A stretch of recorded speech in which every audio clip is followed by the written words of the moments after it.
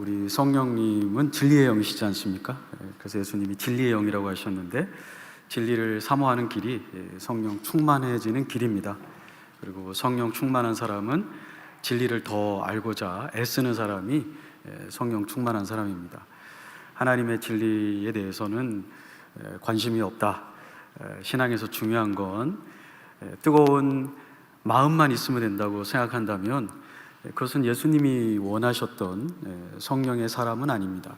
예수님이 말씀하신 성령의 사람은 진리의 영이신 그분과 교제함으로 하나님에 대한 신비를 더 깊이 이해하는 것입니다. 오늘 그러한 시간을 통해서 여러분들이 성령님으로 충만한 사람 되시기를 바랍니다.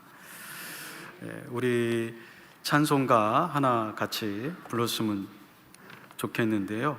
반주하는 분이 혹시 도움이, 찬송가 새 찬송가 2장입니다. 우리가 잘 아는 건데 찬송을 많이 부르지 않다 보니까 이 찬양도 그렇게 많이 부르지 않는 것 같습니다. 그렇지만 우리 주제에 맞는 찬양이기 때문에 새 찬송가 2번 찬양 성부 성자 성령. 혹시 그 화면에 가사가 나올 수 있습니까? 네, 우리 한번 같이 찬양하겠습니다.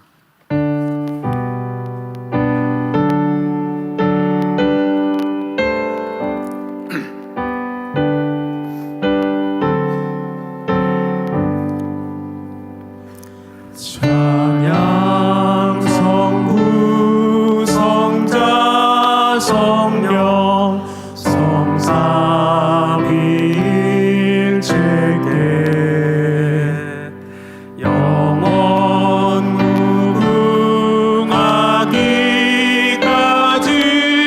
영광을 돌리세. 영광을 돌리세.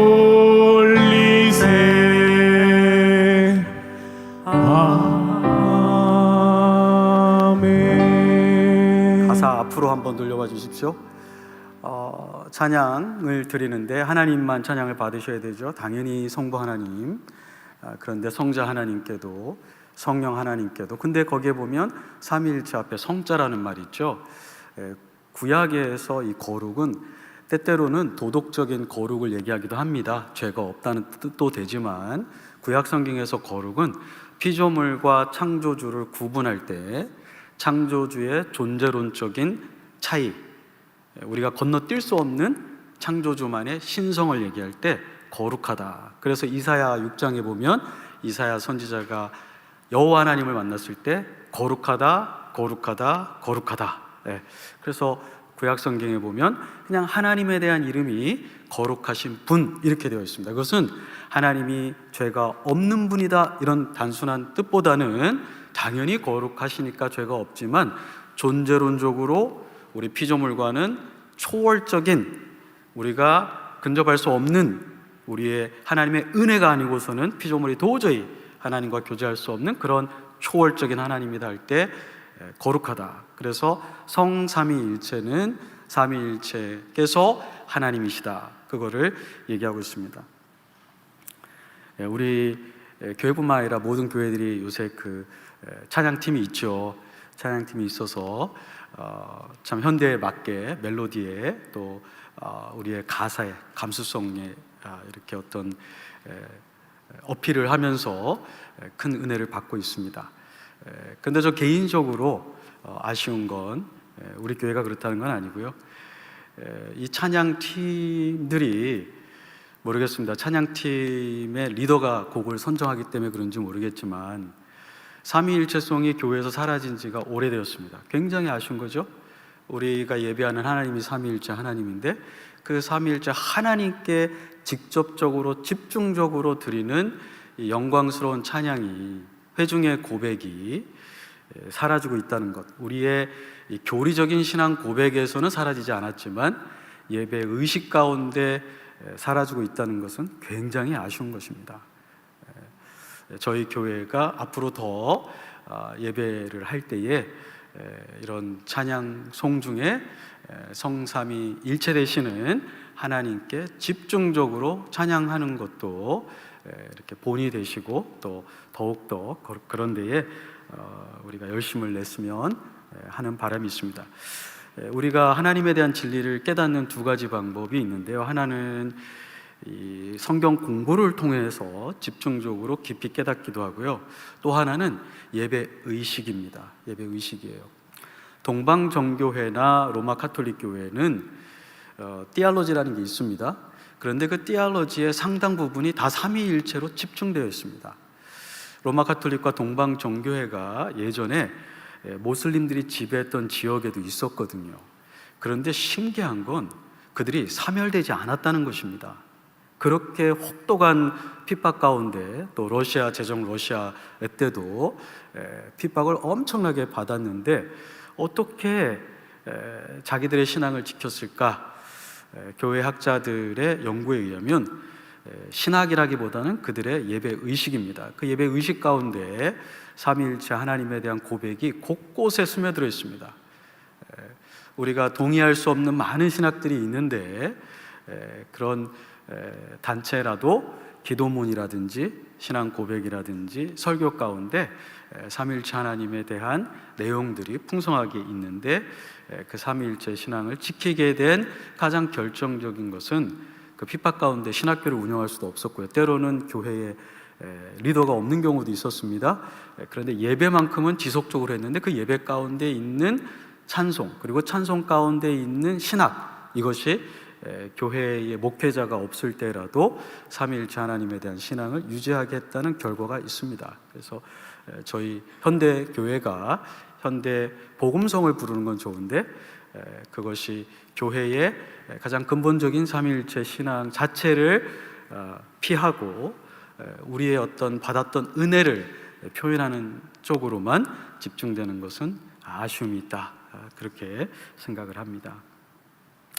찬양 하나를 더 나중에 하겠지만 찬양 반주를 좀 부탁드리고 위에 있는 분들도 가사를 준비해 주셨으면 하는 것이 삼위일체 송가라는 게 있습니다. 하나님이 선택하셨고, 그런 찬양이 있거든요. 그래서 준비가 되셨어요? 그럼 나중에 우리가 찬양하도록 하겠습니다. 지난주에 이제 저희가 삼위일체 정의를 배웠습니다. 한 하나님인데 그 하나님께서 아버지와 아들과 성령님으로 존재하십니다. 분리되지 않습니다. 분리된다면 우리는 새 하나님들을 믿는 사람들이겠죠. 절대 분리되지 않으면서도 아버지는 아들이 아니고 아들은 아버지가 아니고요, 성령님은 아버지와 아들이 아니시다. 위격자, 인격자로서의 완전한 자체적인 완전함을 가지고 계시고 서로 구분이 되신다, 서로 내주하신다. 그런데 사랑 안에서 서로 내주하신다는 것을 배웠습니다. 제가 이제 하나 여러분들에게 보여드리고 싶은 단체가 있습니다. 이 단체는 영어인데 죄송한데 이게 아무리 제가 번역본을 찾아도 번역본이 없는데요, 그렇게 어려운 영어가 아니고 아주 간단한 문장이라 여러분들이 소화하실 수 있고 또 제가 번역을 해드리도록 그렇게 하겠습니다.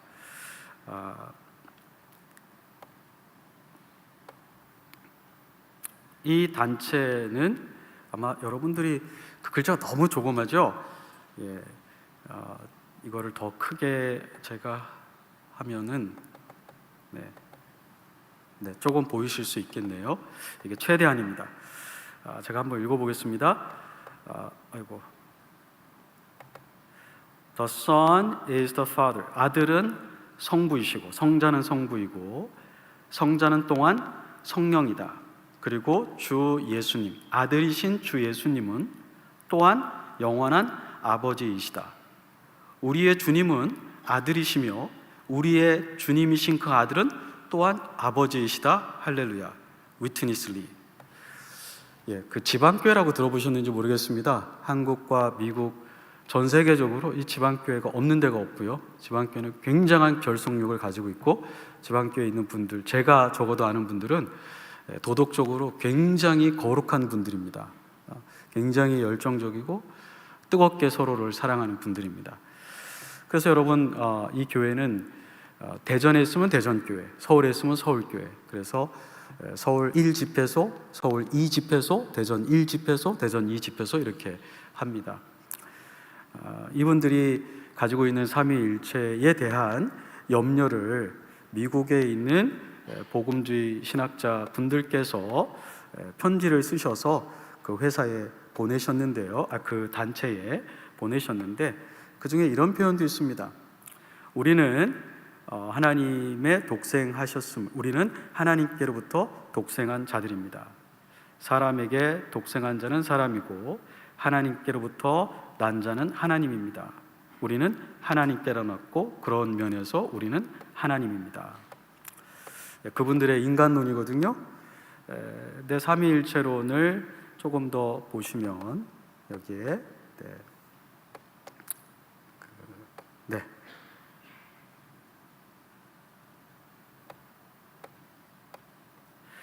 아버지와 아들과 성령님은 세 분리된 위격자들이 아닙니다. 이거는 우리 정통 기독교회가 2000년 동안 가르쳐 왔습니다. separate, 분리된다. 우리 분리되지 않는다고 가르쳤습니다. 또는 세 하나님들이 아니다. 그렇죠. 우리는 유일한 하나님을 믿는 거지 하나님들을 믿는 몰몬교나 힌두교 같은 그런 다신론교가 아닙니다. 그분들은 한 하나님입니다. 그건 맞습니다. one reality, 원 실제다. 그렇지만 one person은 아닙니다. 그런데 이 지방교회에서는 삼위일체 하나님을 원 가실뿐만 아니라 원 퍼슨으로 가르치고 있습니다. 그래서 그분들은 삼위일체라는 말을 쓰지 않고 삼일 하나님 이렇게 쓰고 있습니다. 용어가 아무것도 아닌 것 같아도 때로는 어떤 용어가 신학 전반을 나타내고 있습니다. 그래서 이런 신학을 삼위일체의 심각한 양태론의 이런 사상을 가지고 있는 이 그룹에 대해서 한 10몇 년 전에 제가 교수 생활을 미국에서 하고 있을 때 미국의 복음주의 조직신학자, 신구약신학자, 역사신학자들 이런 분들이 편지를 보내서 이런 것들을 포기하지 않는 한 우리는 당신들을 복음주의라고 당신들을 정통 기독교라고 용인할 수 없습니다 라고 편지를 보냈는데 그 중에 절반 이상이 남침내 교단의 신학자들입니다. 우리 침례교 미국의 신학자들은 이 지방교회의 가르침을 성경적이라고 용인할 수 없다. 당신들이 이것을 고치지 않는 한 우리는 당신들을 같은 그리스도인으로서 교제하기 힘들다. 이렇게 편지를 보냈습니다. 물론 지방교회에서는 이것이 우리가 자신들의 글을 왜곡한 것이다 라고 선전을 하고 있습니다만 저는 이 70명 신학자들과 함께 아무리 제가 생각해도 모든 글을 다 인용하지 않더라도 부분만이라도 심각한 오류가 있는 것은 피해야 되는데 이러한 주장을 하고 있어서 한국의 지방교회에 직간접적으로 연루된 그런 성도님들이 생각보다 많다는 걸 제가 이곳에 와서 알게 되었습니다. 혹시 여러분 중에 여러분들이 지금 그런 분들과 교제를 하시거나 그런 분들의 책을 읽으신다면 그렇게 하지 않는 것이 좋겠다고 저는 생각을 합니다. 물론 우리가 모두를 사랑해야 되고 그분들을 진리 가운데로 인도하기 위해 끊임없는 신학 대화는 필요하겠지만 그분들의 의견에 동조하지 않도록 여러분들 주의하시고 또 그러한 컨택 포인트가 있다면 교회 목회자님들과 상의를 하셔서 바른 방향으로 나아가시면 좋겠습니다. 오늘 유인물 나눠드렸죠. 그 유인물을 보시면서 함께 보겠습니다. 먼저는 삼위일체와 우리의 구원을 생각해 보겠습니다. 지난번에는 삼위일체의 성경의 교훈들, 이제는 그 교훈들이 교회 생활에서 어떻게 지속될 수 있을까, 어떻게 적용할 수 있을까, 이 면을 살펴보겠습니다. 히브리서 13장 20절에 보면 영원한 언약의 피라는 말이 나옵니다. 영원한 언약의 피. 이것은 구약의 언약과 달리 이제 영원토록 변하지 않는 새 언약의 피, 예수 그리스도의 피를 얘기하는데 히브리서 저자가 이것을 단순히 새 언약이라고 말하지 않고 뭐라고 했습니까? 이터널, 영원한. 왜 영원한이라고 했을까요? 우리가 제가 여기 유인물에 드리지는 않았지만 성경에 보면 이런 표현이 있습니다. 제 것을 좀 열어서 봐야 될 것 같습니다.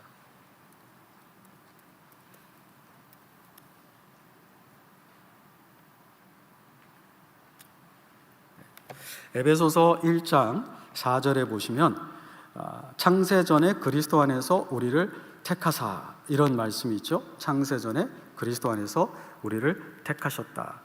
하나님께서 구원을 약속해 주시는데 그 구원에 대한 계획을 창세전에, 세상을 만들기 전에 하셨다는 겁니다. 따라서 우리의 구원에 대한 언약은 삼위일체 안에서 영원 전에 이미 형성된 것입니다. 놀랍지 않으십니까?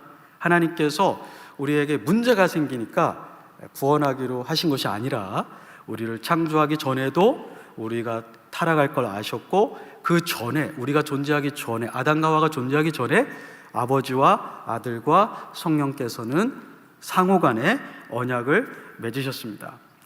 그래서 에베소서 1장 4절 5절에 보면 성부께서 사랑 안에서 우리를 예정하사, 당신이 창조하실 인간을 너무나 사랑하셔서 이미 그리스도 안에서 여러분과 저를 구원하기로 약속하시고 선택하셨습니다. 성령님께서는 1장 13절에 보면 그리스도 안에서 그렇게 선택받은 우리를 인치셨다. 인쳤다는 것은 도장을 찍었다, 1세기에 도장을 찍는다는 것은 내 것이다 또는 품질을 보증한다, 이런 것이거든요. 그래서 하나님께서는, 성부께서는 그리스도 안에서 우리를 택하셨습니다. 즉 그리스도 예수를 믿고 그분과 연합되는 자를 구원하기로 결정하셨고, 성령님은 그리스도 안에 있는 사람에게 그리스도께서 이루신 십자가의 모든 혜택을, 은혜를 적용시켜 주시기로, 그 사역을 감당하기로 새 위격계에서 연합하여 동시에 언약을 맺으셨습니다. 우리의 구원은 우리와 하나님 사이의 문제이기 전에 삼위일체 하나님 안에서의 계획이었습니다. 그리고 사랑 안에서 그렇게 약속하신 것입니다. 그래서 예수님께서는 이 땅에 오실 때 그냥 아무렇게나 오신 것이 아니고 우리 중에 누가 갈까 이렇게 오신 것도 아니고, 삼위일체 가운데 언약을 맺은 그대로 아버지와 아들 사이에 있는 약속을 따라 아들께서 아버지의 보내심을 받아 이 땅에 오셨던 것입니다. 에베소서 3장 9절에 보면 만물을 창조하신 하나님 안에 영원 전부터 감추어져 있는 비밀의 계획이 무엇인지를 밝히게 하셨습니다. 에베소서 3장은요, 바울이 자기 사역의 핵심을 얘기하면서 자기가 결국 교회에게 말하고자 하는 바는 영원 전에 도대체 무슨 일이 있었는지, 우리의 구원이 왜 이런 방식으로 이렇게 되었는지를 설명하는데, 궁극적으로는 그 설명을 통해서 그렇게 역사하신 삼위일체 하나님을 깨달아 그분의 영광을 찬양하고 그분을 더 사모하게 하려고 이렇게 자기가 계시를 받은 것을 전달하고 있다, 이렇게 얘기하고 있습니다.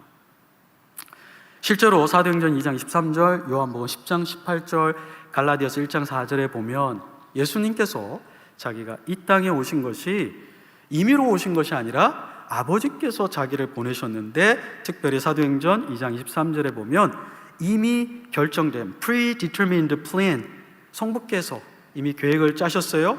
물론 성자와 성령도 합의하신 공동의 계획이지만 성부께서 주도하셨고, 성부 하나님께서 미리 알고 계신 그대로 순종해서 성자께서 오신 것입니다. 갈라디아서 1장 4절도 마찬가지입니다. 성자께서는요, 그런데 그 성부의 제안에 자발적으로 수용하신 것이죠. 그래서 요한복음 10장 18절에는 이런 말씀이 있습니다. 내가 스스로 버리노라, 내 육체의 생명을 스스로 버리노라. 나는 버릴 권세도 있고 다시 얻을 권세도 있으니 이 계명을 내 아버지에게서 받았다. 예수님은 내가 이 육체의 생명을 버리는 이것을 누군가가 빼앗아 가는 게 아니다. 나는 단순한 피조물이 아니다. 나는 하나님이기 때문에 버릴 권세도 있고 다시 취할 권세도 내가 가지고 있다. 그러나 그러면서도 동시에 이것이, 이 근원이 아버지에게서부터 나왔다는 걸 말씀하시기 위해서, 그런데 이러한 특권과 이런 권리는 아버지에게서 내가 받은 것이다, 이렇게 얘기하고 계십니다. 그러니까 성자 하나님은 성부 하나님에 대한 사랑을 뭘로 표현하셨냐면요, 절대 순종으로 표현하셨습니다. 이 땅에 오셔서, 그래서 우리로 하여금 누구든지 예수님의 제자가 되는 사람은 아버지 하나님께 어떻게 하라고요? 절대 순종. 예수 닮기 원하면 아버지의 뜻에 절대 순종. 심지어 하나님이신 그분도 절대 순종하셨다면 우리야 말해서 뭘 하겠습니까? 그렇죠? 절대 순종. 그것이 예수님 닮는 거죠. 성령님께서는 성자의 성육신, 예수님의 인생 가운데, 죽음 가운데, 부활 가운데 한순간도 떠나지 아니하시고요, 처음부터 끝까지 함께 하셨고 능력을 주셨고 그분을 증거하셨습니다. 이러한 과정을 거쳐서 우리로 하여금 하나님께 나가게 하죠. 자, 이제 하나님 편에서는 아버지가 아들을 보내시고 아들이 구원 역사를 이루시고 성령님께서 오셔서 우리에게 그것을 실제로 적용해 주시죠. 그러나 우리의 측면에서 보면 우리는 성령님을 먼저 체험하게 됩니다. 성령님을 체험함으로 예수님에 대한 믿음을 갖게 되고 예수님 안에서 아버지께 나가게 되죠. 물론 이게 시간차가 있는 건 아닙니다. 동시적으로 이루어지는 거지만 논리적으로 이해력을 돕기 위해서 말하자면 우리 쪽에서는 성령님이 1차적으로 경험의 순간적인 대상이 되시는 거죠. 그러나 성령님은 예수의 영이기 때문에 예수님을 믿게 하고, 그러나 예수님은 나를 통해서 누구에게 가게 하는 거죠? 요한복음 16장 4절, 14장 죄송합니다. 나는 곧 길이요 진리요 생명이니 나로 말미암지 않고는 아무도 아버지께로 갈 자가 없다. 그러니까 예수님께서는 자기를 통해서 아버지께 나아가도록, 그렇죠? 우리를 이끌고 계신 겁니다. 자기를 통해서. 근데 어떻게 예수님 안에 들어갈 수 있죠? 성령님 통해서. 왜냐하면 고린도전서 12장 4절에 보니까 누구라도 성령님이 아니고는 예수를 뭐라 시인할 수 없다고요? 주라 시인할 수 없다. 예수님을 증거하는 예수님의 영이신 성령님이 아니면 아무도 예수님을 믿을 수 없습니다. 근데 예수님을 믿고 예수님과 연합되는 건 예수님 안에서 아버지께 나아가기 위해서입니다. 아버지께서는요, 예수님을 통해서만 자기에게 나오기를 원하시고 예수님을 통해서만 계시되어 주시기를 원하십니다. 아버지는 그러세요. 그래서 예수님을 믿지 않는 종교는 구원이 없습니다. 예수님을 믿지 않는 유대인, 예수님을 믿지 않는 이슬람에 있는 모슬림, 구원 없습니다. 그냥 단일 신을 믿는다는 것, 그것만 가지고 구원받을 수 없습니다. 성령 안에서 그리스도와 연합되어 아버지께 나아갈 때 그것이 진정한 하나님께 대한 예배입니다. 우리 이슬람의 하나님과 기독교 하나님이 같지 않습니다. 우리는 삼위일체 하나님을 예배하고 있습니다. 그래서 구원이 동시적이고 삼위일체 하나님의 공동적인 사역이십니다. 그렇기 때문에 마태복음 28장 19절에 아버지와 아들과 성령의 이름으로 침례를 받는다. 침례는 구원에 대한 상징이지 않습니까? 구원의 역사를 누가 이루시느냐? 아버지와 아들과 성령의 공동 역사이시다. 물론 그렇다고 해서 3분의 1, 3분의 1, 3분의 1 기다렸다가 이렇게 하시는 게 아닙니다. 처음부터 끝까지 다 100% 성부의 일이시고 성자의 일이시고 성령의 일이시지만, 물론 역할의 어떤 부분은 특정 위격에게만 있죠. 예를 들어서 사람이 되신다든지 십자가에서 죽으신다든지 이런 것은 성부에게 해당하지 않고 성령에게 해당하지 않고 성자에게만, 사람이 되신 성자에게만 해당하시죠. 그러나 사람이 되시는 과정과 십자가에서 형벌을 받는 과정에서 성부 하나님과 성령 하나님은 뒷짐지고 뒤에서 물러나 있었던 것이 아니라 예수 그리스도의 신성과 함께 예수 그리스도의 인성 안에 역사해 주신 것입니다. 갈라디아서 4장 4절 6절에 보시면 또 성부가 때가 참에 자기 아들을 보내셨죠. 그래서 여자에게 나게 하시고 성령께서는 우리에게 오셔서 우리로 하여금 양자의 영을 주셔서 우리로 하여금 하나님의 자녀가 되게 하십니다. 자, 보십시오. 성령님은 예수님을 증거하는 예수님의 영이십니다. 근데 예수님은 하나님의 아들이십니다. 따라서 성령님이 우리 안에 들어오실 때 우리가 하나님을 아바 아버지라 부를 수 있게 되는 것은 성령님께서 하나님의 아들의 영으로서 그 아들을 우리 안에 증거하시고 우리로 하여금 아들과 연합되게 하기 때문에 그 연합된 아들 안에서 우리도 아버지 하나님께 아들로서 인정을 받게 되는 것입니다. 성령님을 통해서 우리가 하나님의 아들이 되는 것인데, 예수 그리스도와 연합되기 때문인데, 바로 성령님이 우리를 예수님과 연합되게 해주시고 성령님이 우리로 하여금 아버지 하나님 이렇게 부를 수 있게 하는 것입니다. 예수님을 주님이라 부르게 하고 하나님을 아버지라 부르게 하는 것이 성령님의 역사이십니다. 에베소서 1장 4절 5절은 아까도 말씀드렸던 구절이기 때문에 넘어가겠습니다. 자, 이제 여러 신학자들이 구속의 역사에서 성부, 성자, 성령 사이에 분리되지 않는 연합이 존재한다.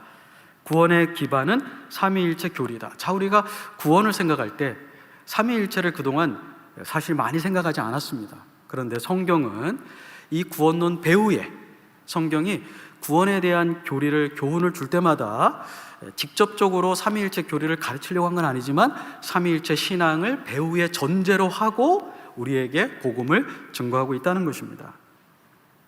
창조 이전에 영원전에 성부는 아들이 구원의 희생자물이 되기를 원하셨고 아들은 기꺼이 그걸 받아들이셨죠. 성령님은 그것을 우리에게 적용시켜 주셨습니다. 그런데 이것이 강요가 아니라 하나님으로서 자발적으로 성자가 받아들이셨고 성령님도 자발적으로 이 역사를 받아들이셨습니다. 우리가 이제 이렇게 생각하시면 안 됩니다. 예수님이 십자가에 달리실 때 분노하시는 성부 하나님이 계시는데 성자 하나님께서 사랑이 많으셔가지고 그 분노하시는 아버지를 달래셨다. 이렇게 성부 하나님과 성자 하나님을 마치 이렇게 갈등 구조에 있는 것처럼 이해하는 것은 성경적인 삼위일체에 근거한 구원에 대한 이해는 아니라는 것입니다. 분리되지 않으시기 때문에 서로 내주하시기 때문에 죄인에 대해서 분노하시는 건 성부만이 아닙니다. 예수님의 신성이신 로고스 하나님의 말씀이신 그리스도 그분도 분노하시고요. 성령님도 분노하시는 거예요. 성부만 분노하시는 거 아닙니다. 그래서 용서하지 못하고 이렇게 용서에 인색하신 무서운 아버지가 성부 하나님인데 사랑이 많으신 성자께서 가서 탄원하고 부탁하고 해서 우리가 재용서 받은 게 아니라는 것입니다. 자, 이제 여러분 성경에 보시면 하나님이란 단어가 많이 나오지 않습니까? 그런데 그 하나님이란 단어에 제가 볼 때 제가 정확한 건 아니지만 정말 90% 이상은 그게 성부 하나님을 나타낼 때 쓰는 단어입니다. 요한복음 3장 16절 다 암송하시죠? 한번 해볼까요? 하나님이 세상을 이처럼 사랑하사 독생자를 주셨으니. 자, 문제. 누가 세상에 있는 죄인들을 사랑하셨다고요? 독생자요? 당연히 독생자 사랑하셨죠. 왜냐하면 갈라디아서에 보면 바울이 이제는 내가 내 육체 가운데 사는 것이 아니니 왜냐하면 나를 사랑하사 나를 위하여 자기 몸을 버리신 그리스도를 믿는 그 믿음 안에 내가 그분 안에서 산다. 갈라디아서 2장 20절. 그죠? 물론 예수님 우리를 사랑하셨어요. 에베소서 5장에도 있고요. 그런데 성경은 더 많은 경우에 성부가 우리를 사랑했다고 얘기하고 있습니다. 로마서 5장 8절 혹시 기억나시는지 모르겠어요. 우리가 아직 죄인 되었을 때에 하나님께서 우리를 사랑하사 우리에게 대한 자기의 사랑을 확증하셨느니라. 그런데 그 사랑의 확증은 예수 그리스도의 십자가였습니다. 성경은요, 우리가 생각하는 것보다 훨씬 더 많이 성부 하나님께서 우리 죄인들을 사랑하셨다. 그렇게 얘기하고 있습니다. 성자만 우리를 사랑하신 게 아니에요. 근데 우리는 이 십자가를 생각하면 예수님이 우리에 대해 가지고 있는 사랑에 이렇게 너무 이쪽으로만 생각하는 경향이 있습니다. 그러나 성경은 오히려 성부 하나님의 사랑에 우리가 집중할 것을 요구하고 있습니다. 고린도후서 13장 13절 목사님들 설교 끝날 때 축도하시죠? 어떻게 하시죠? 우리 주 예수 그리스도의 은혜와 은혜는 이 사랑의 표현이죠. 받을 가치가 없는 자에게 주는 것이죠. 실제 그 사랑이 체험되도록. 그 다음에 뭐죠? 우리 주 예수 그리스도의 은혜와 아버지 하나님의 뭐요? 사랑과. 흥미롭지 않아요? 우리 아버지 하나님의 은혜와 우리 주 예수 그리스도의 사랑과 라고 말을 했다고 해도 그게 교리적으로 틀린 거 아닙니다. 그런데 왜 바울은 우리 주 예수 그리스도의 은혜와 아버지 하나님의 사랑과 라고 얘기했을까 하는 것이죠. 그것은 아버지 하나님께서 우리를 너무나 사랑했기 때문에 예수님이 오게 되신 거고요. 예수님이 십자가를 지게 되신 것도 하나님 아버지께서 우리를 너무나 사랑하기 때문에 그 아버지를 너무나 사랑하는 아들께서 기꺼이 십자가를 지신 것입니다. 그 아들은 성자께서는 우리도 사랑하셨지만 또 성부 하나님을 너무나 사랑하시기 때문에 그 성부 하나님이 우리에 대해서 가지고 있는 그 사랑을 또 자기도 이렇게 가지고 계신 거죠. 그래서 십자가에서 우리를 위해서 죽으신 것입니다. 그래서 부탁드리고 싶은 것은 이렇게 고난주간이 오고 부활주일이 올 때에 여러분들이 말씀을 묵상할 때 성부 하나님과 성자 하나님의 이런 갈등구조로 성경을 이해하시지 말고 성부 하나님께서도 우리를 너무나 사랑해서 성자를 주셨다. 그렇죠? 자기 아들을 아끼지 아니하고 우리를 주셨다. 요한일서 4장에는 사랑은 여기 있으니 우리가 하나님을 사랑한 것이 아니요 하나님이 우리를 사랑하사 자기 아들을 우리에게 주사. 그때 하나님은 성부시거든요. 하나님 아버지께서 너무나 사랑해서 우리에게 아들을 주셨던 것입니다. 물론 성령님도 마찬가지로 우리를 사랑하셨죠. 그러나 성령님의 사랑은 아버지와 아들의 사랑을 우리에게 인식하게 해주시고 우리로 하여금 아버지와 아들을 더 사랑하게 하시는 이 결속, 사랑의 결속을 이루어주는 분이 성령님이십니다. 그래서 로마서 5장 5절에 보면 성령에 의해서 하나님의 사랑이 우리 마음에 부은 바 되사. 누구라도 하나님의 사랑을 깨닫게 되는 사람은요 이미 성령님을 체험하고 있다는 증거입니다. 성령님을 체험하기 때문에 하나님의 사랑에 감동이 되는 거예요. 성령님은 아버지의 사랑을 아들에게, 아들의 사랑을 아버지에게 확증해 주시고 아버지와 아들의 사랑이 연합되게 하실 뿐만 아니라 우리와 하나님 사이에도 연합되게 하거든요. 그래서 이 축도에 보면 우리 주 예수 그리스도의 은혜와 아버지 하나님의 사랑과 성령의 뭐요? 교통하심이 fellowship. 성령님은 삼위 안에서도 아버지와 아들이 연합되게 하시는 현장이실 뿐만 아니라 우리와 하나님 또 우리와 우리 교회 안에서 형제와 자매, 목회자와 성도들, 형제들, 자매들, 가정에서는 남편과 아내, 부모와 자녀가 하나 되게 하시는 그 역사를 성령님이 하십니다. 그래서 분열이 있는 곳마다 사실은 성령님의 역사가 제한을 받고 있다라고 말할 수 있는 것입니다. 이런 삼위일체 하나님의 역사, 공동의 역사, 그러면서도 역할에 이런 구분이 있으신데요. 이것이 인간을 창조하실 때도 반영이 되었죠. 그래서 창세기 1장 26절에 보면 하나님이 우리의 형상을 따라 우리의 모양대로 사람을 만들자 하셨을 때 우리의 형상이 과연 무엇인가?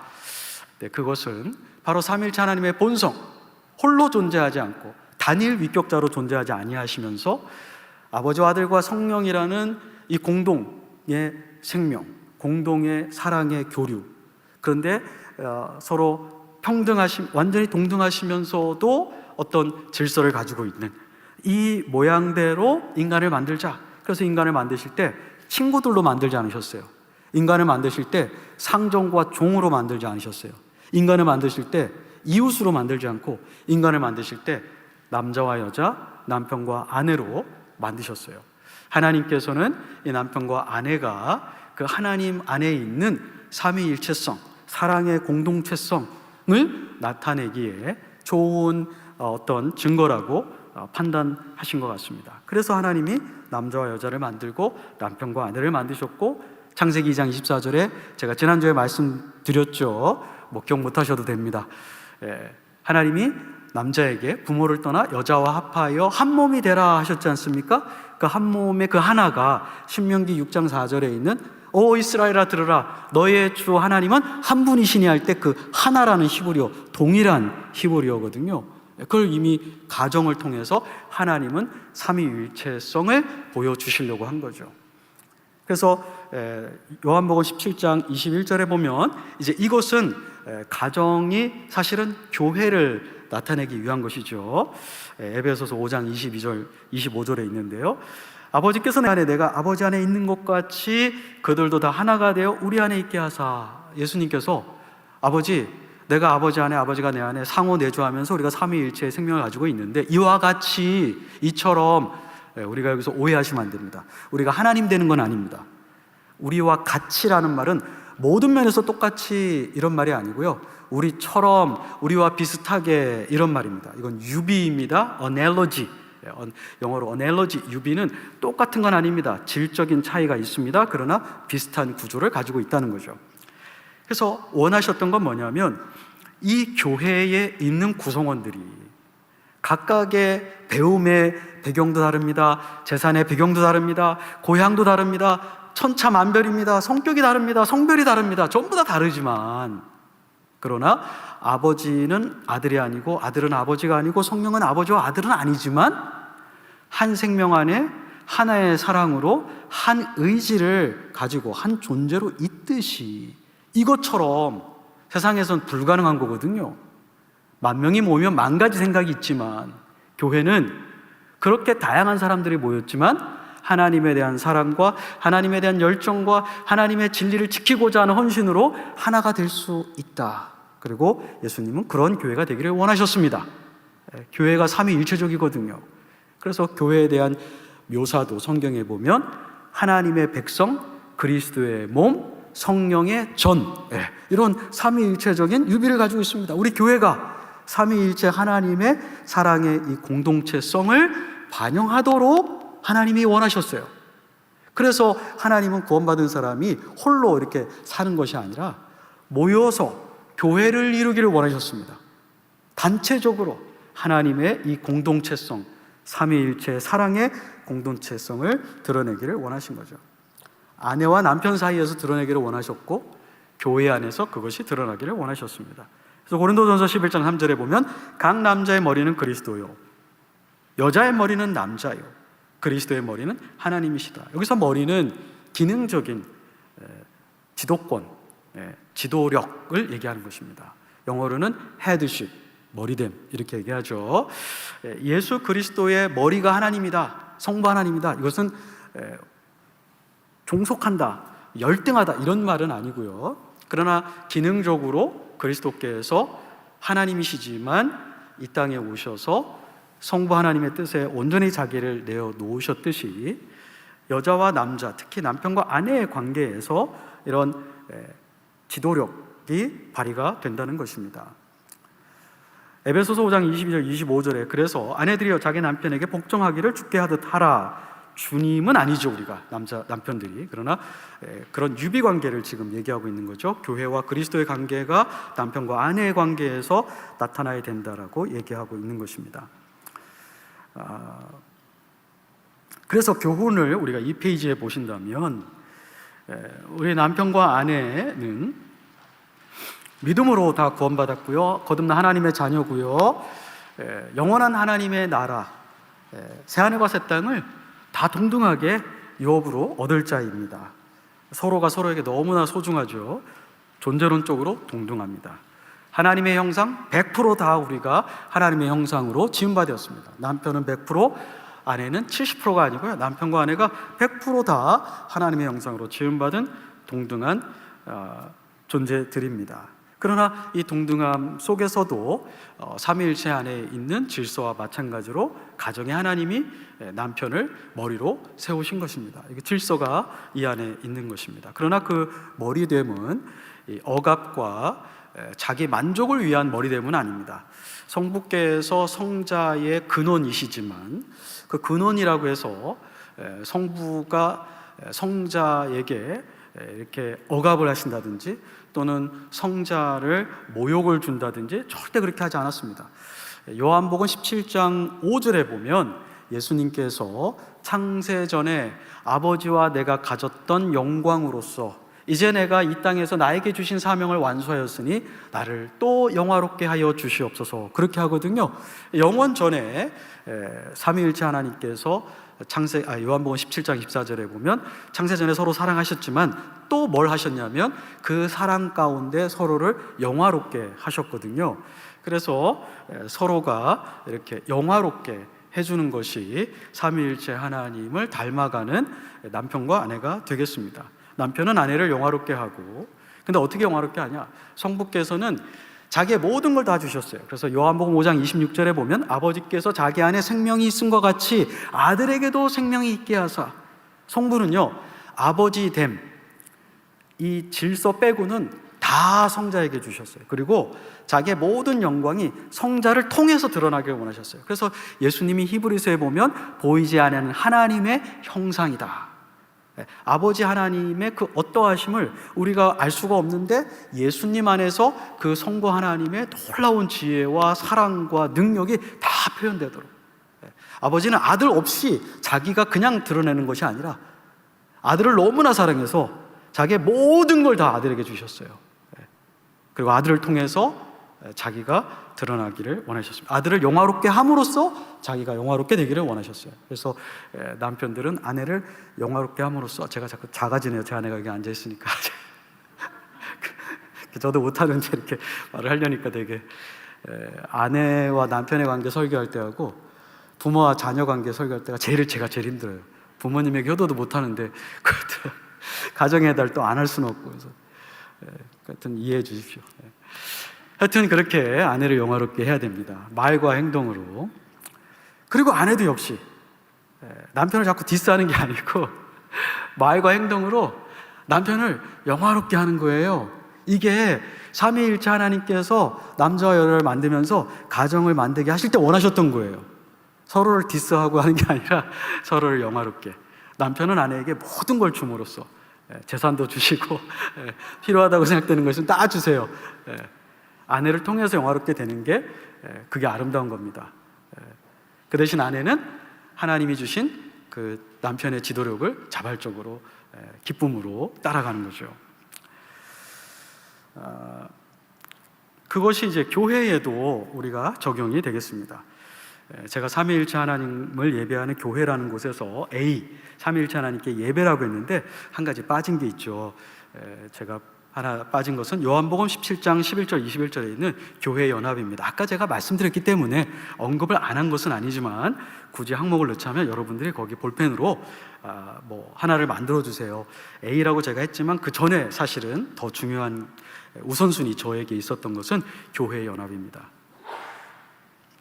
그리스도께서 오시고 성령님께서 교회 위에 임재하셨던 중요한 이유는 이 교회에 왔을 때 사람들이 깨닫는 거예요. 야, 이렇게 다양한 사람들이, 이렇게 취미가 다르고 이렇게 교육 환경이 다른데 어떻게 하나가 되지? 그것도 사랑으로, 그리고 그것도 자기를 영화롭게 하고 나를 사랑하라는 게 아니라 내가 어떻게 하면 상대방을 사랑하고 내가 어떻게 하면 상대방을 영화롭게 할까? 하나님 안에서. 그래서 세상 사람들이 볼 때 놀랍게 되는 것입니다. 교회를 보게 될 때 하나님이 정말 계신가 보다. 이들이 고백하는 이 하나님, 삼위일체 하나님이 이런 분이시구나 하는 것들을 어렴풋이라도 교회에 와서 알게 되는 것이죠. 예수님이 그걸 원하셨어요. 분열되지 않고 연합되도록. 직분이 있습니다. 그래서 질서가 있죠. 그러나 그 질서는 누군가의 어떤 계급적으로 이렇게 적용되어서는 절대 안 됩니다. 성부와 성자, 성령님이 계급장을 달고 이렇게 계신 분이 아니거든요.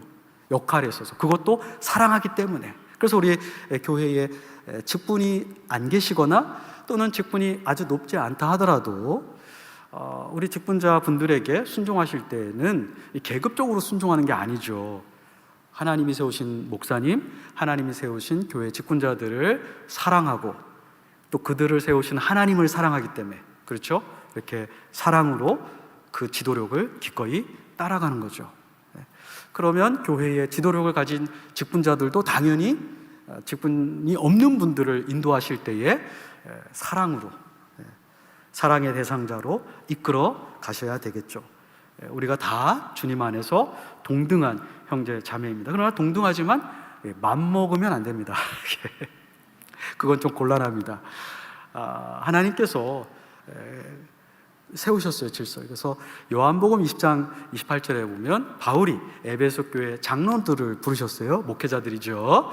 그래서 이렇게 얘기합니다. 성령님께서 너희들을 교회의 감독자로 세웠으니, 감독자로 세우셨어요. 우리보다 더 지혜로우신 성령님께서.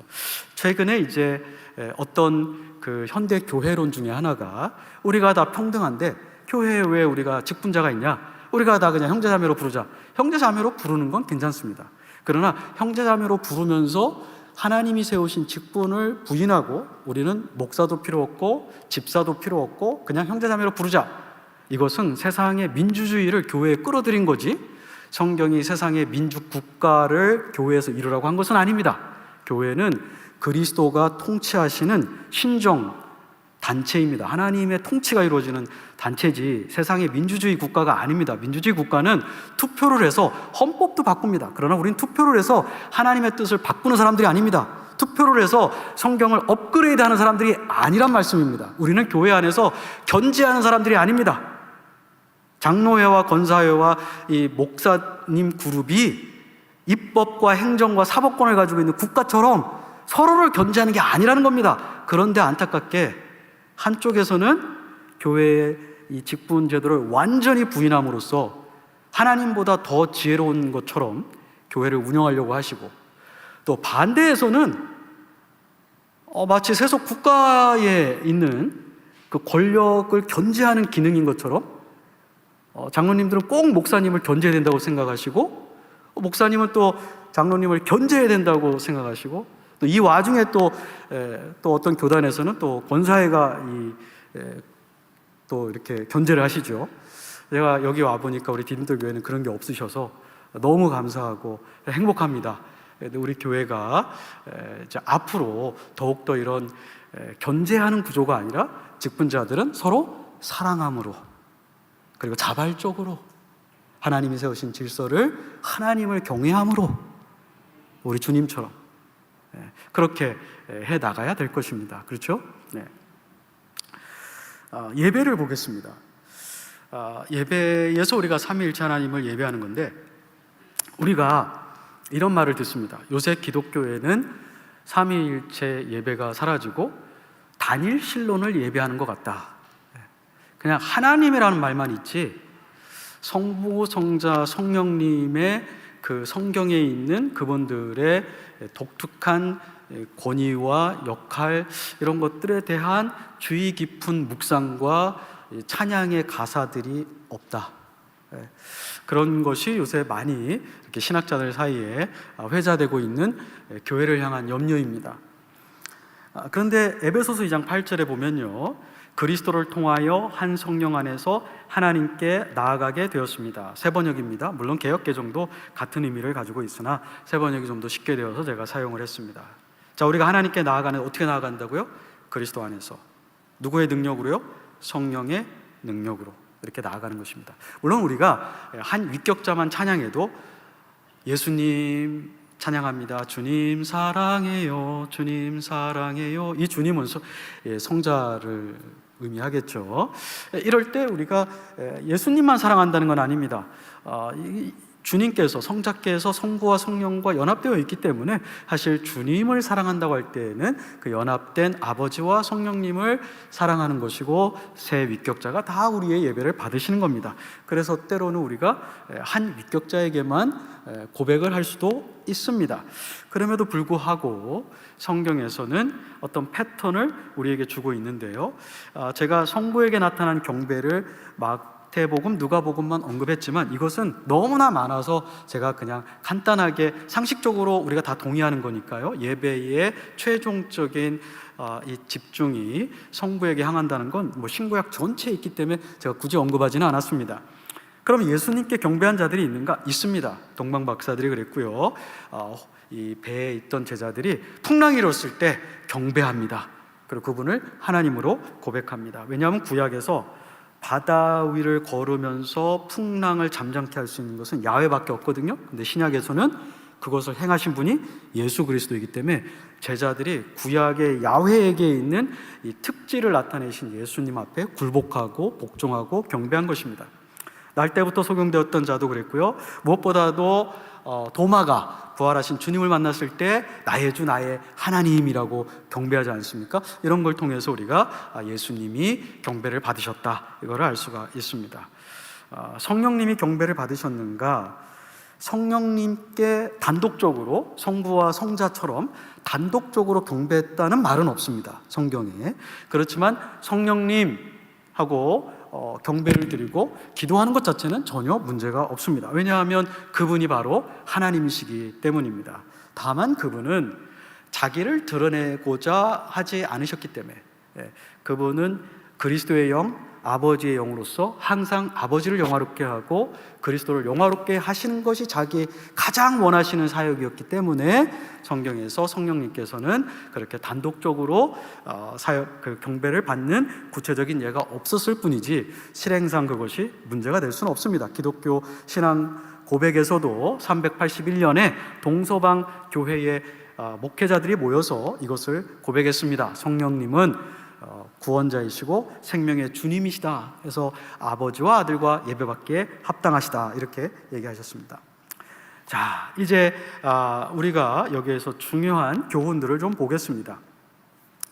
성령의 역사로 그리스도와 연합됨이 없이 아버지께는 나아갈 수 없습니다. 따라서 예수님에 대한 믿음이 없이는 구원에 이를 수 없고요. 누구라도 성령 체험을 했다고 하면서 예수님을 믿지 않거나 예수님에 대한 반성경적인 견해를 가지고 있다면 성령님을 정말 체험한 것이 아닌 것입니다. 정말 성령님을 체험하면 능력을 체험할 뿐만 아니라 무슨 고백이 있어야 될까요? 반드시 예수님을 뭐라고 고백해야 돼요? 주라 고백해야 됩니다. 예수 그리스도가 우리의 유일한 구원자다라는 걸 고백할 수 있어야 됩니다. 예수 그리스도를 영접하지 못하게 하는 그러한 역사는 성령님의 역사는 아닙니다. 다른 종교의 구원의 길이 있을까? 없습니다. 왜요? 다른 종교에는 예수 그리스도를 증거하는 성령의 역사가 없기 때문입니다. 성령의 인도를 받은 모든 자들은 예수님 안에서 하나님께 나아가죠. 이 예수님 안에서 나가는 게 왜 중요하냐? 예수님이 자신의 보혈로 우리로 하여금 죄사함 얻게 하고 하나님께 나아가게 하시기 때문입니다. 그래서 히브리서 4장 14절 16절에 우리가 은혜의 보좌 앞에 담대히 나아가자. 왜냐하면 우리에게 대제사장이 계시기 때문이다. 10장 19절 21절에 보시면 예수님께서 자기의 육체로 이제 성소와 지성소 사이에 있는 휘장을 어떻게 하셨어요? 제거하심으로 자기로 말미암아 하나님께 나아가게 하신다. 그래서 우리가 여기에 모였을 때마다 하나님께 나아갈 수 있는 유일한 길은 예수님과 연합될 때입니다. 여러분, 구도자 예배라는 것 존재하지 않습니다. 구도자가 무엇입니까? 구원받진 않았는데, 예수님을 고백하진 않았는데 기독교 신앙에 관심 있는 분을 우리가 구도자라고 합니다. 구도자가 어떻게 예배를 드립니까? 못 드립니다. 예배를 볼 수는 있죠. 우리가 예배 드리는 걸 관찰할 수는 있습니다. 예배 현장에 있을 수는 있습니다. 그러나 구도자는 예배 드릴 수 없습니다. 왜요? 성령 안에서 중생하지 않았고 예수 그리스도와 연합되어 있지 않기 때문에 구도자 예배라는 것은 좋은 취지인 것은 제가 알겠으나 전도하겠다는 거죠. 그러나 예배는 전도 이상입니다. 오직 예수 그리스도와 성령의 능력으로, 성령의 역사로 연합된 사람만이, 그를 유일한 구원자로 고백하는 사람만이 참된 예배를 할 수 있는 것입니다. 기도의 대상자가 누구인가? 예수님께도 할 수 있죠. 그래서 성경에 보면 물론 성부가 최종적인 기도의 대상자인 것은 우리 목사님도 요새 주기도문 설교하셨지만 주님이 가르치신 기도 중에 첫 번째가 아버지께 기도하는 거거든요. 하늘에 계신 우리 아버지, 성부께 기도하는 것입니다. 예수님이 가르쳐 주신 거예요. 성부께 기도하라. 예수님도 성부께 간구하셨어요. 우리가 성부께 간구하는 것입니다. 그럼에도 불구하고 성자에게도 우리가 간구한 경우가 있습니다. 우리 마라나타라는 말이 주 예수여 오시옵소서 기도문이거든요. 또 우리 저희 스테반 집사가 돌에 맞아 순교할 때에도 주님께서 일어나시는 걸 보시고 주님께 자기의 영혼을 의탁하시는 그 기도를 하거든요. 그래서 성경에 보면 예수님께 이렇게 기도하는 그러한 면이 나오고 있습니다. 그런데 성령님께는 직접적으로 기도한 경우가 한 번도 없습니다. 성령님 하고 이렇게. 그렇죠. 아까도 말씀드렸지만 신학적으로 문제가 전혀 없습니다. 그리고 실제로 위대한 신학자들이 가끔씩 기도할 때 성령님하고 스펄전 목사님도 보니까 제가 제일 존경하는 침례교 목사님 중에 한 분인데 그분도 이 기도문에 보면 Holy Spirit, the Spirit of God, the Spirit of Christ 이렇게 부르짖으세요. 단순하게. 그렇지만 성경에 그래도 패턴이 있다고 했죠. 그렇게 할 수는 있으나 성경의 패턴은 성령님의 임재와 능력에 의해 예수 그리스도와 연합되어 아버지 하나님 앞에 나아가는 것이 성경의 일반적인 패턴입니다. 그래서 성령님께 간구할 수는 단독으로, 그분만 언급하고 간구할 수는 있으나 그것이 너무 일상적인 기도의 패턴이 되지 않으셨으면 하는 바람을 제가 가지고 있습니다. 성령님과 그러면 예수 그리스도의 중보는 어떻게 차이가 있는가? 예수 그리스도의 중보는 예수님께서 우리의 중보자, 하나님과 사람 사이, 디모데전서 2장 5절 유일한 중보자시죠. 예수 그리스도, 자기의 피로 말미암아 죄값을 지불하신 그분만이 우리의 유일한 중보자이신데, 이분은 우리로 하여금 법적으로 우리가 하나님께 나아가는데 문제가 없도록 아버지 하나님 앞에 우리가 범죄했어도 이 범죄한 형제 누구누구가, 자매 누구누구가 이미 내 안에 있고 나와 연합되어 있기 때문에 아버지, 이 사람을 아버지께서 내 안에서 합당하게 받아주셔야 합니다라고 변호사의 입장에서 요한일서 2장 2절 우리를 위하여 그렇게 법적인 중보를 해주시는 겁니다. 우리가 하나님 앞에 연락될 수 있도록. 성령님의 중보는 우리의 기도의 역사에 있어서 특별히 강조점이 있는데요, 하나님의 뜻이 무엇인지 알게 해주시고요, 성령이 임하시면 고린도전서 2장에 보면 영적인 진리를 깨닫게 되는 것입니다. 성령님이 임하시면 이 지식이 없어지는 게 아니라 지식이 증가하는 겁니다. 지식이 증가해요. 성경을 이해하는 게 증가합니다. 성령님이 임하시면. 그래서 하나님의 뜻을 분별하게 하시고 또 하나님의 마음을 갖게 하세요. 그래서 우리가 기도할 때 하나님을 아버지로, 사랑하는 분으로 간구하고 그분 안에서 내가 있다는 걸 체험하게 함으로써 기도가 일로, 영적인 일이기도 한데요, 영적인 일로만 끝나지 아니하고 사랑의 대화가 가능하도록 하는 것이 바로 성령님께서 우리 안에서 역사하시는 중보 사역인 것입니다. 그러니까 성령님의 중보와 예수 그리스도의 중보 사이에는 어떤 구분이 있다는 것입니다. 그것도 완전히 분리되지는 않겠죠. 그러나 구분이 있습니다. 우리가 하나님을 어머니라고 부를 수 있는가? 성령님은 여성 하나님인가? 여성 해방 신학자들이라고 있습니다. 페미니스트라고 부르죠. 그분들은 하나님이 창조하신 남자와 여자의 어떤 질서, 기능적인 차이를 차별이라고 생각합니다. 차이를 차별이라고 보고 이 차이를, 역할의 차이, 기능적인 차이를 어뷰즈, 그러니까 뭐라고 그러죠? 죄송합니다. 영어도 많이 모르는데 한국말도 좀 잊어버렸어요. 그러니까 이 착취한다 이렇게 생각을 하셔요. 이런 분들을 우리가 여성 해방 신학자들이라고 부릅니다. 저는 이분들이 정말 성경적으로 여성을 해방한다고 생각하지 않습니다. 진정한 해방은 하나님이 창조하신 질서대로 사는 것이 진정한 해방이지, 하나님이 창조하신 질서를 부인하는 것이 해방이라고 믿지는 않습니다.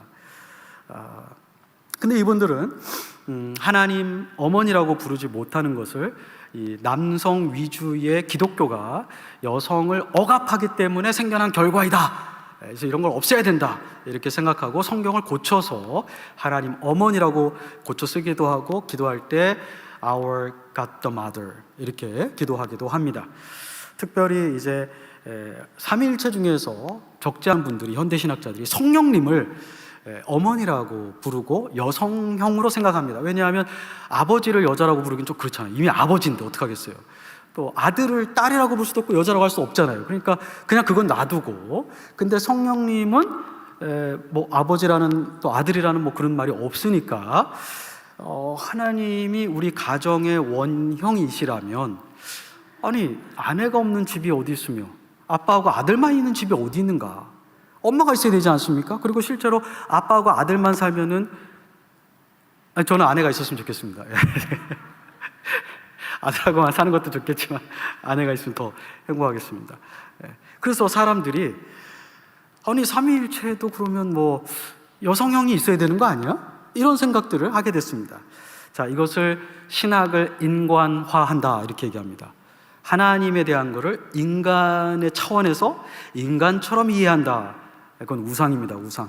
하나님을 자꾸 우리 수준으로 끌어내리는 거예요. 우리 존재 방식으로 자꾸 이해하려고 하는 거예요. 계시된 하나님을 그대로 이해하지 않고, 하나님 아버지가 계시고 하나님 아들이 있다고 해서 하나님 성부가 아내가 있거나 성자가 어머니가 계신 건 아닙니다. 성경에 한 번도 예수님은 하나님 어머니 이렇게 부른 적이 없습니다. 내가 보혜사 성령을 보내면 그가 내 것을 가지고 너에게 알게 할 것이다. 성경은 그분을 그리스도의 영이라고 불렀지 그리스도의 어머니라고 부른 적이 없습니다. 물론 이렇게 하시는 분들 중에 이단이 아니신 분들도 있습니다.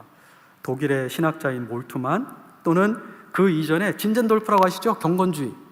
얼마나 경건한 분이길래 우리가 경건주의라고 하겠어요. 굉장히 경건한 삶을 살았고, 그분들은 근대 선교를 앞당기는 아주 큰 공헌을 하셨거든요. 그리고 기도를 많이 하시는 분들이에요. 근데 이 지도자 중에 한 분인 진젠돌프가 성령님을 우리의 어머니, 예수님을 우리의 형제라고 불렀어요. 물론 예수님이 우리의 인성 측면에서 형제라고 말할 수 있겠지만 예수님의 신성에서는 우리의 형제가 아니죠. 그런데 이 삼위일체를 패밀리, 인간의 패밀리로 보고 그렇게 묘사했고, 현대 신학자, 특히 독일 신학자 중에 이 진젠돌프의 영향으로 이렇게 말하는 사람들이 있습니다. 그런데 안상홍이라고, 우리 한번 잠깐 보겠습니다. 그분들이 굉장히 포교 활동을 많이 하고, 여러분 그거 아세요? 이 안상홍의 하나님 교회가 미국에도 많이 퍼져 있습니다. 거기에서 이제 어머니 하나님을 믿고 있거든요. 여기에서는요, 장길자 씨가 어머니 하나님이라고 가르칩니다. 근데 주기도문을 가지고 그렇게 가르쳐요. 한번 볼까요? 어떻게 가르치는지? 잠깐 거기서 보여주셔야 됩니다. 네. 유튜브, 제가 여기, 예. 그렇습니다. 잘 준비해 주셔서 감사합니다. 잠깐만요. 네.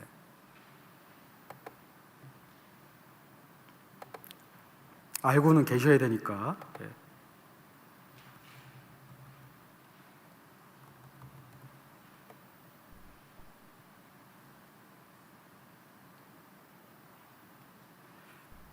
이 소리가 왜 안 나죠?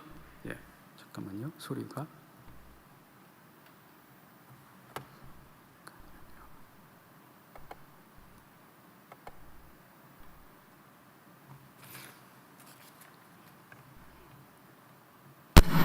죄송합니다.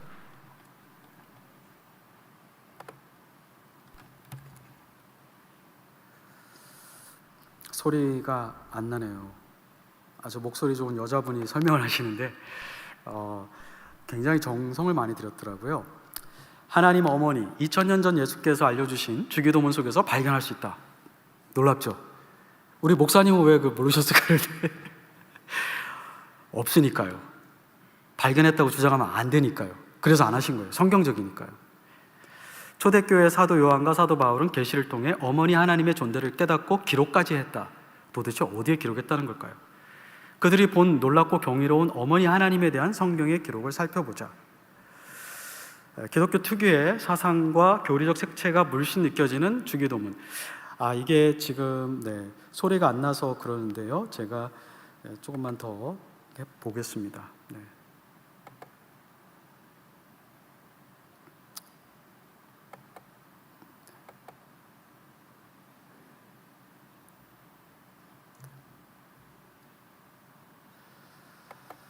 그냥 제가 설명을 드릴게요.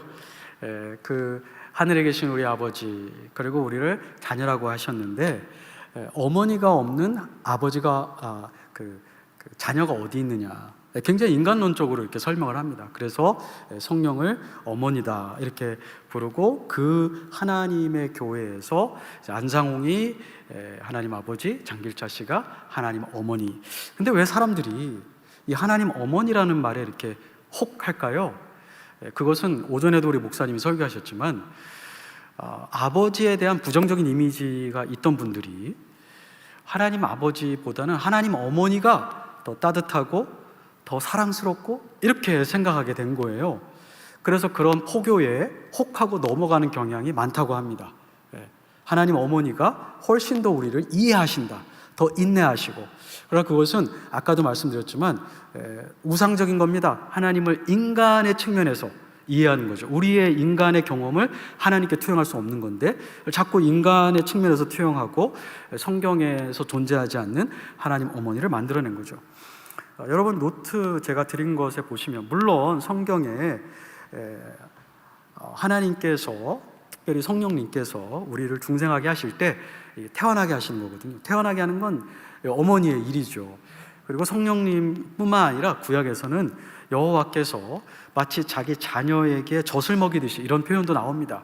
그래서 성경에 보면은 예수님도 암탉이 자기 새끼를 품으려 한 것처럼 내가 너희를 품으려고 했지만 너희가 내게 오기를 원치 않았다. 예수님도 자기의 사역을 설명하면서 여성형을 사용했습니다.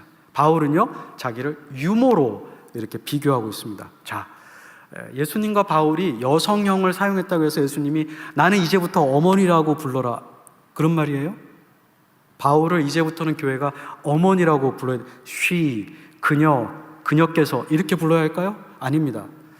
성경에 물론 하나님의 사역을 설명할 때, 그리고 예수님과 사도 바울도 자기의 사역을 설명할 때는 여성형을 사용했지만 명사로서는 단 한 번도, 대명사나 명사로는 여성형을 사용한 적이 없고, 하나님의 종들도 단 한 번 기도할 때 언제든지 여성형으로 기도한 적이 없습니다.